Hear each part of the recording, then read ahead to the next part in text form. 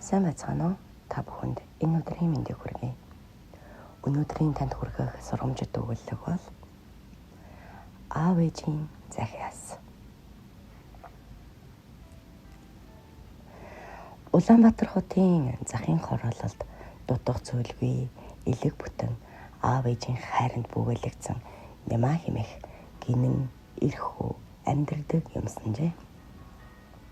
Түүний амьдралын эхлэл буюу бага балчир нас нь бусдын л нэг адил аав ээж нь түүнийг айлын хүүхдүүдээс дутуугүй өсгөж торниолсон хэдийч хүн үргэлж дураараа аашлах аав ээжээсээ үг сонсох дургүй нэгэн атлаа зөөлөн гинэн зориг муутай л нэг хүүхэд байсан ч.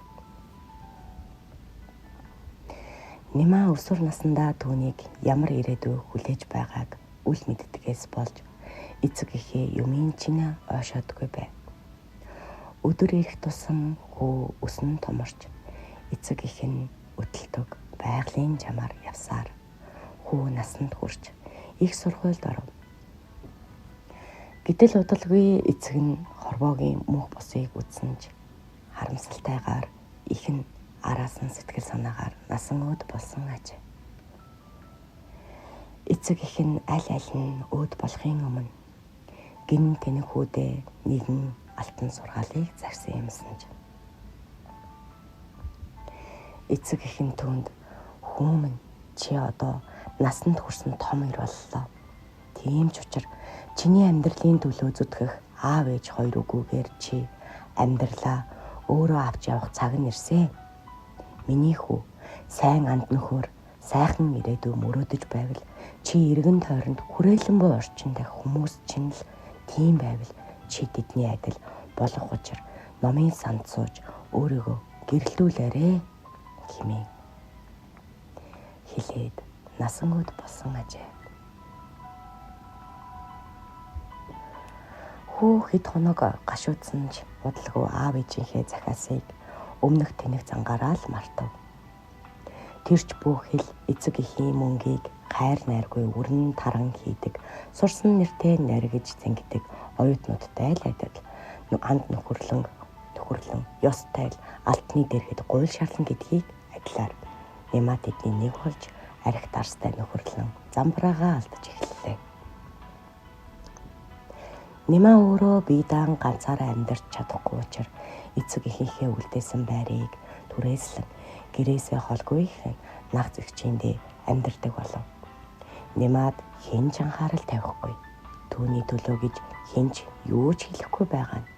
Нямаад эрх чөлөөтэй мэт байгаа боловч үнэн дээр тэр ямар замаар ороод байгааг өөрөө ч мэдэж байгаа илээ. Нэгэн шөнө Нямаа нилээн согтов харанхуй гудмаар алхаж явтал "Хөөе чи нааш ирдэ" гэсэн ширүүхэндөө сонсгодгон тэр. Нямаа "Хинбэ чи" гэд эргээд хартал гудамжны бултай нилээд хэдэн залуус түүнийг тойрон буу зогсныг сая л мэдээд "Та нарт юу хэрэгтэй юм бэ?"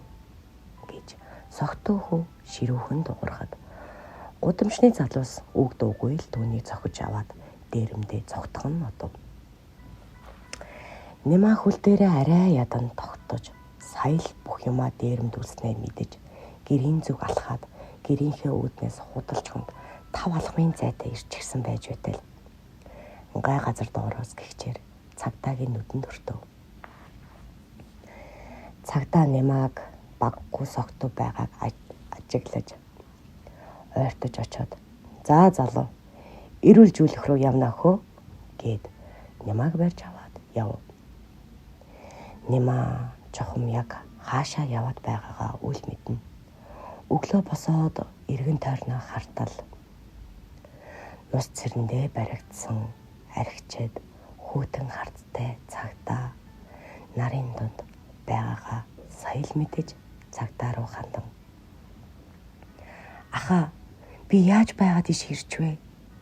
хэмээн асуухад цагдаа "Ийшээ ямар хүмүүс яаж ордгийг мэдэхгүй атлаж өчигдөр шөнө гудамжаар согтоо алхаж яваа юу ээ" хэмээн жумалсан хариулахад Нямаа сандран "Үгүй ахаа, Одоо би ирүүлцээ. Та намайг эндээс гаргаад өгөөч гэжээ. Цагдаа хүү гөрөвдсөн шинжтэй. Танаа авчтай чинь ярьсаа. Удалгүй ирэх байх. Тэгээд чи гарч болно гэж хэлэх агшинд Нэмаа арай л гэж тайвшран сууж байтал хажуу талд нь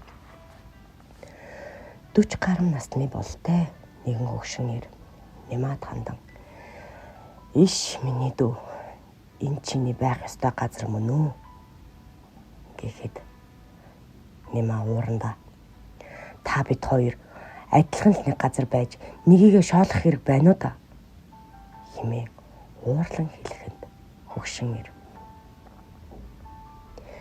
миний дүү чи энэ чигээрээ байвал хүсэлтэхгүй ах шигэ болно.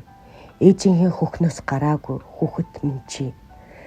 Чиний байх ёстой газар номын сан болохоос архины сан биш хэмээн ширүүхэн дуугаар дуурахад Нэмаагийн уур хилэн оргилж байсан боловч өөд болсон эцэгийнхээ хэлсэн үгнээс өөрсгөө мэд санагдаж сэтгэл нь уяр дуугаан хураав.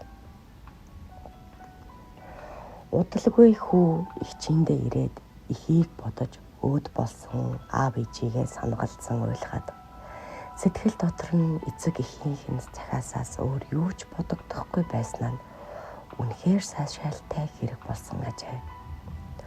Учир нь гэвэл Нэмаа ихэд гашуудахын хэрээр ухаарч номын санд суухаар номын санд очтол том ном барьсан хүмүүс бүгд л урдах хичээл болоод номоо шимтэн уншиж байгаа харагдав. Нэмаа тэднийг дуурайх гэж зузаан гихчийн ном бариад урдаа бариад унших гэж суудал нэг л анхаарал нь төвлөрөхгүй эргэн тойрноо ажиглавал ялаа нисэх дуу сонсогдмоор чимээгүй намгүй орчин боловсрсон хүмүүс донд нэг л үгүй бие бариад номын санчид номыг нөгөх гээд босоод явж байх замдаа нэгэн хүнтэй мөргөлдөж гарав.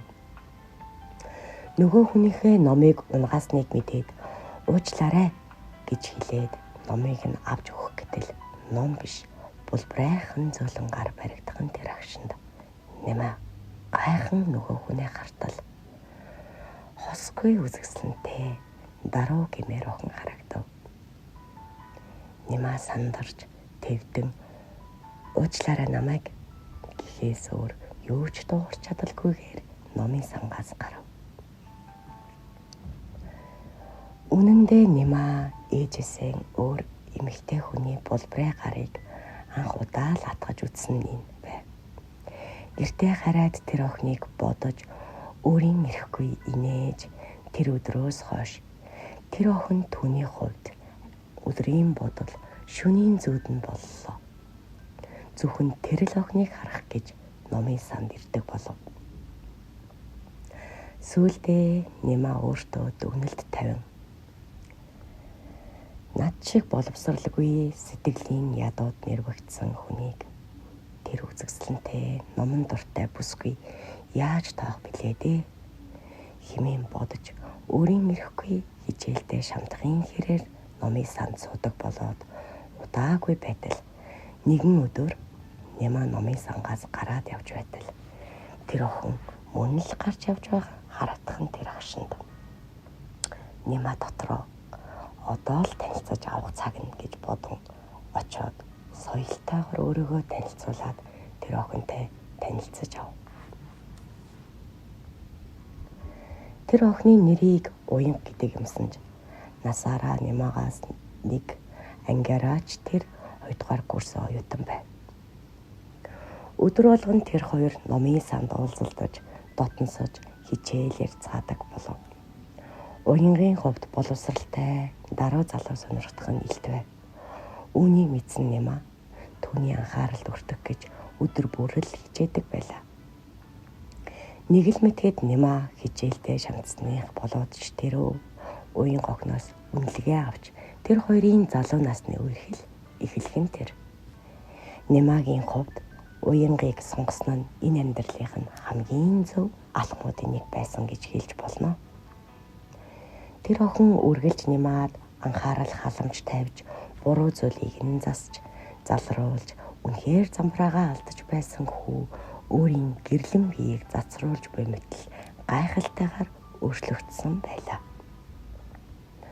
Удалгүй уянга Нимаг гэртээ дагуулan аав ээжтэйгээ танилцуулахаар болжээ.